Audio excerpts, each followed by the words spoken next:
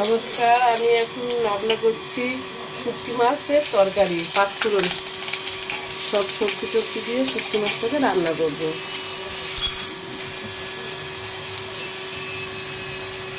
একটু করে পেঁয়াজ দেবো।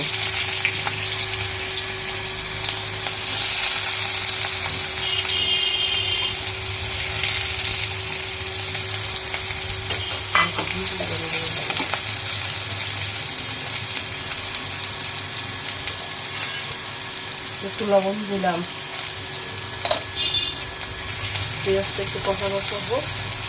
ওর মধ্যে আমি শুটকি মাছগুলো দিয়ে দেবো। এখন আমি কড়াইয়ের মধ্যে শুটকি মাছগুলো দিয়ে দেবো। এখন বেরোবে গন্ধ।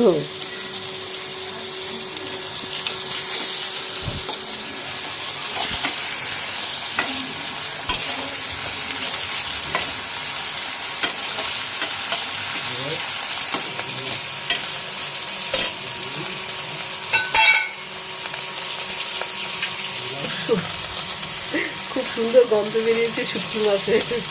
পাড়া কষে সব জেগে উঠবে এখন। কি রান্না করতে জানে।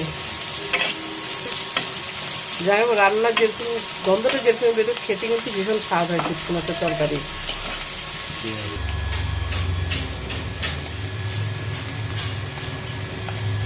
এখন আমি মশলাগুলো সব দিয়ে দিলাম। একটু মশলাটা ভাজা ভাজা হলে সবজিগুলো সব দিয়ে দেবো।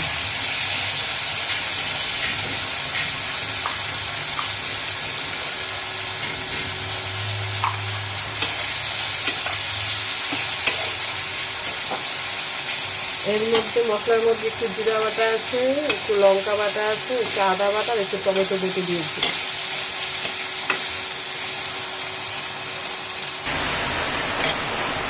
এখন আমি এর মধ্যে সবজিগুলো সব দিয়ে দিচ্ছি। এর মধ্যে পাঁচমিশালি তরকারি আছে সব। গুঁড়া আলু, বড় আলু, বেগুন, তারপরে পটল, তারপরে ডাঁটা সব দিয়ে আমি সবজিটাকে কেটে রেখেছি। এখন যেগুলো কড়াইতে দিয়ে দিলাম। এইভাবে রান্না করে খাবেন, খুব ভালো লাগবে খেতে।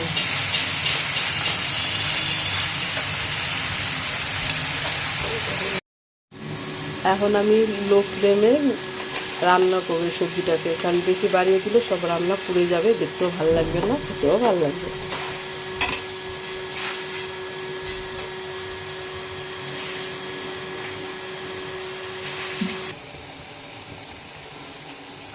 এখন দেখো রান্নাটা কত কমে গেছে, সবজিগুলো সিদ্ধ হয়ে। আর চাপা দেবো না, চাপা দিলে একদম বেশি গলে যাবে, মুখে দেওয়া যাবে না।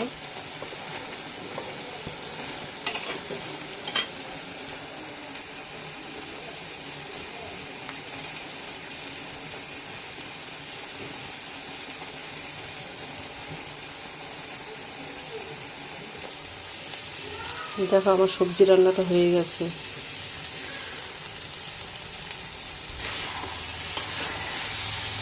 এটার মধ্যে আমি আর কিচ্ছু দেবো না, এভাবে নামিয়ে দেবো।